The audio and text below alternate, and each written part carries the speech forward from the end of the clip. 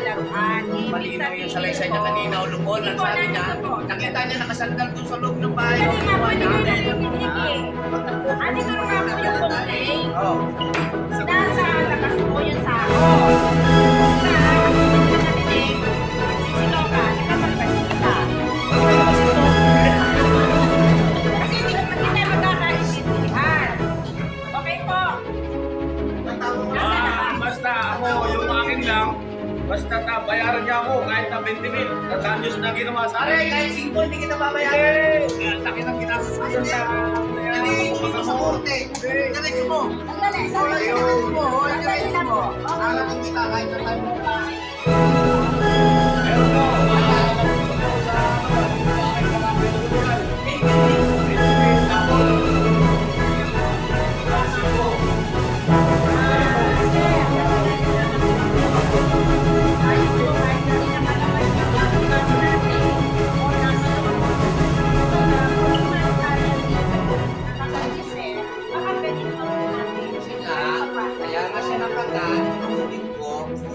Pumasok siya, kinuha niya yung sako. Siyempre, aso yan. Pag may magdanakaw, nakakatalun niya.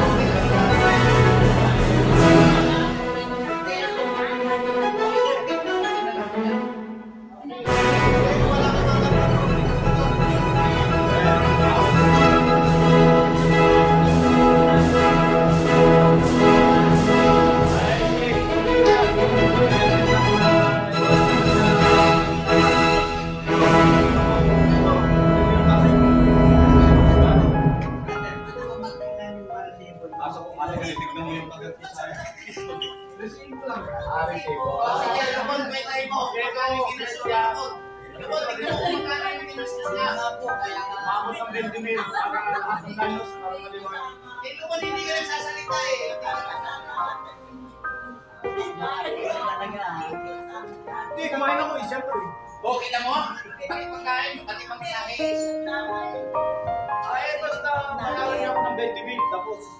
Ayun po ang i-insist, 20,000. Oo, So 20,000. ayaw naman po ni Sir, so ang gagawin po natin, dahil sa hindi kayo magkakasundo dito, dahil kahit anong gawin namin, ayaw ni Sir magbayad, at kahit ano namin, gusto niyo ini-insist ng 20,000. Oo, 20,000. So Basta hindi tayo lahat tayo, banyos. magkakasundo dito sa barangay. Hindi talaga. So ang mangyayari dyan, bibigyan na lang po namin ng certificate of file action ng ating complainant dahil Bigyan nyo rin ako. hindi ka, bakit ka namin bibigyan? Magpapalit din ako ng kontra. Sandali lang. Kasi mga paliliwan ko kanyan eh. Sandali lang. Sincero ka namin nagsasalita. Ito ang ganito, yung 20,000, pwede ba nakahatiin na lang yan natin? Ate, kami dalawa? 10,000 sa akin, 10,000 sa kanya. Ay, sabihin, yung talos ng 20,000. Kaya sampu na lang daw. 10,000? Tatawad ka, tatawad ka. Kasi gano'n naman talaga. O sige, para matapos na lang yan. O. Sasagutin ko yung pina-index niya hanggang 1,000 lang ako. Grabe na yan. Sobrang ko sa itlog. Isa ako. Kaya nga sinabi. Kasi hindi naman siya matatagal kung hindi siya lumapit na sa magulang namin. Wala namang aso mo yan. Di mo tinatali aso mo. Wala. Hindi pwede. Talaga, ayaw.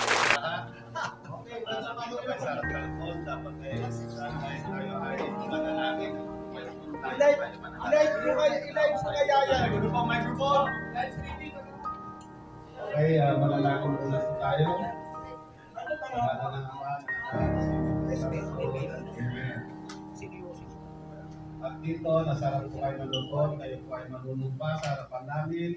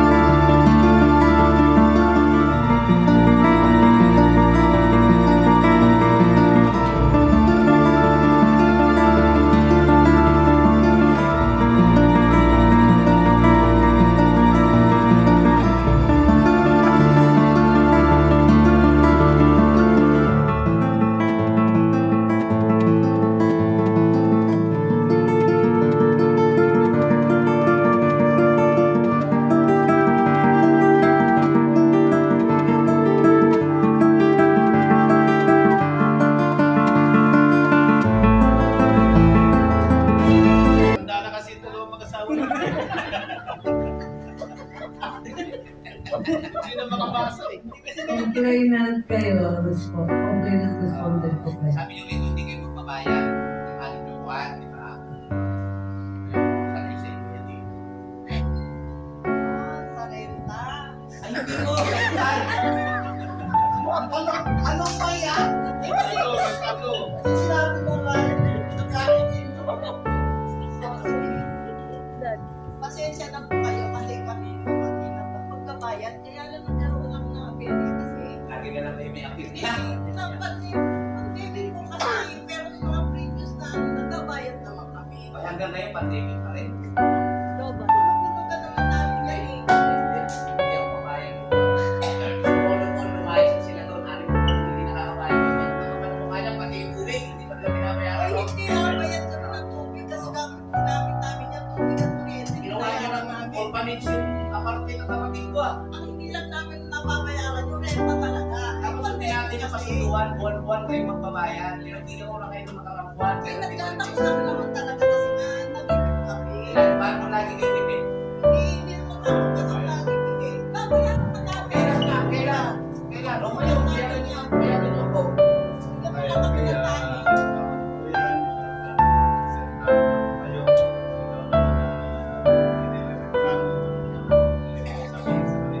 Gusto ko lumon, lumayas sila doon sa apartment ng kapatid ko kasi alam na po na sila hindi nakakabayad. Sa kontrata, nakasulat, kung sila magbabayad. Pinadahilan nila pandemic, kada na yung pandemic tayo, ano naman yung apartment ng kapatid ko, kung sila magbabayad.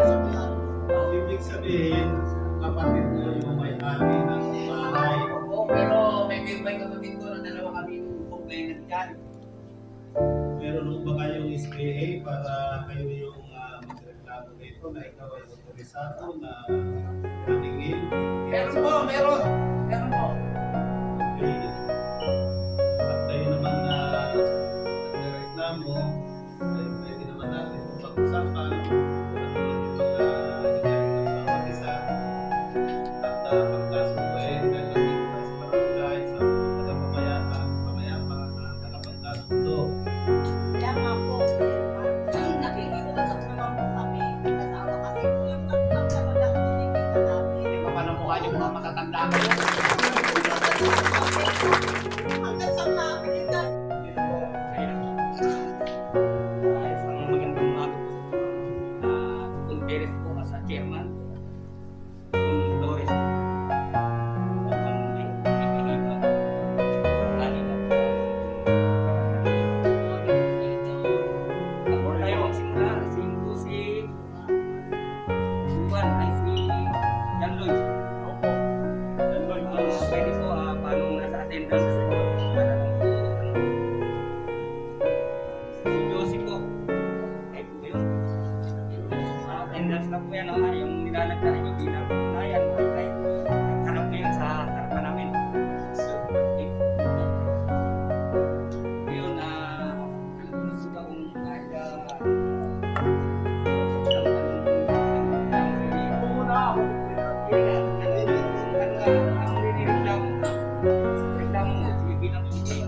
Ako po ay nagtatrabaho sa isang clinic. Nakala po siya sa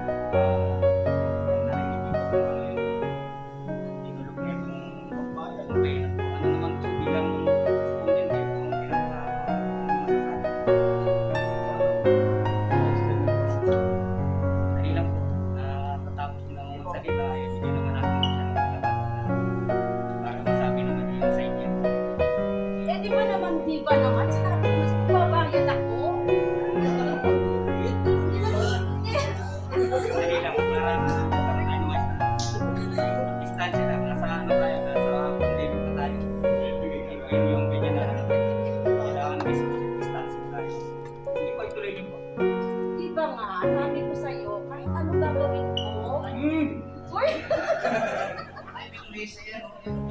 Oh. Sabi kasi nga, sir, tupon, alam niyo yung solo parent ako, tapos nagmamanicure ako. Minamanicure ko naman siya. Tapos gusto niya silipin ako. Dapat wala ko ako masyadong nakikita. Ano na po na? Sa madaling salita, hindi mo kayang hulugan yung halagang ismit na inisingil sa'yo. Hindi nga po tupon. Kasi nga po, bago ko siya matulak, makainit ko yung dalawang ako. Wala pa kami pagkain. Kaya nasabi ko sa kanya, sabihin niya kung anong gusto niya. Bibigay ko naman. Hindi siya pa kayo. Narinig mo, Mr. Kanloy. Paano naman ako? Ako naiisip sa kumpanya na ano po sa kumpanya.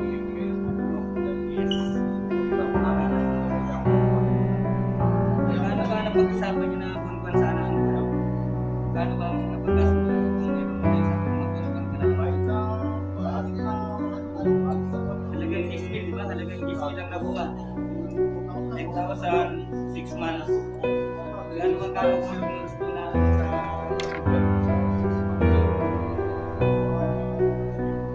1,000 kasi 5.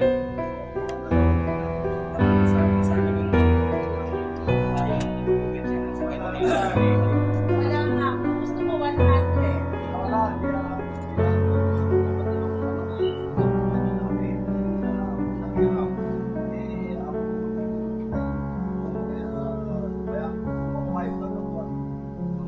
Bayag ako, ano na po? Pinupon mo lang talaga kahit uubaran niya ako wala pa ako Upat pang talaga. Paano naman po yung magkano naman po yung magkano gusto mapapayaran ko po na lang Ganito na lang po. Para kung makabayaran ko siya, mamanig ko lang po siya sa mamakasal. Tayo po ba kayo ng Mr. Kanloy sa ganong kondisyon? Manicure, pedicure, massage. Oo. Sangayon ka. Di po ko kaya. Kung yun, inip lang namin na maayos sa atin para may wala naman tulad ng simbahan. Kasi ano po ang pakita po ang sipon. Siya. Bawat isang Pilipino ay binibigyan ng pagkakataon ng salita. Hindi mo tinatanong, hindi mo binibigyan ng pagkakataon ng salita. Pakikishare ko na pinagsasalita namin. Hindi tayo pwedeng magsama dito na i-respeto niyo ako kung nakaharap ko. Hindi pwede nasa bayan kayo ng salita ko. Po ang si Mr. Danny at si Mr. Peter. Ito po ang complainant na yung dalawa ko. Ano po yun? Pati noong pinuno kasi kung dahil lang ko sa kanya lang niya sa akin habang sa salita niya. Supot na hindi naman yan ang patunayan. Gusto ko patunayan niya sa akin na supot ako. Kung gusto niya, pakita ko pa sa kanya. Pwede ba magsalita na yung pangyayari yung usap-usapan lang yun na nagsaling-saling bibig na biruan lang yun na ewan ko paano nangyari naman natin sa kanya na totally na sinabing support siya biruan lang yun na siguro nagsaling bibig dadagdagan yung nakapananalita kaya iba ang dating sa kanya. Ay, hindi yun. Kasi ang ginagawa nito yung pagka-saksyaw. Oo, yun nga. Kaya, nakita sa akin siya ng support. Ano ba talaga? Gusto niya, pakita ko sa naman ninyo. Patunayan ko eh. Sige nga. Pwede mo magsalita. Eh kasi nagsasabi ng support, patunayan niya. Yun nga kayo Bakit ganun? kaya yun nga sinabi niya, nagsaling-saling lahi. Ay, nagsaling-saling. Nagsaling-saling. Gusto lang tayo ba? Nagsaling-saling bibig. Ngayon, sinugod niya ako, hindi na kasalanan yun na kung nga nasaktan ko siya, siyempre, nagtakot ko yung sarili ko dahil hindi ako paano sa kanya na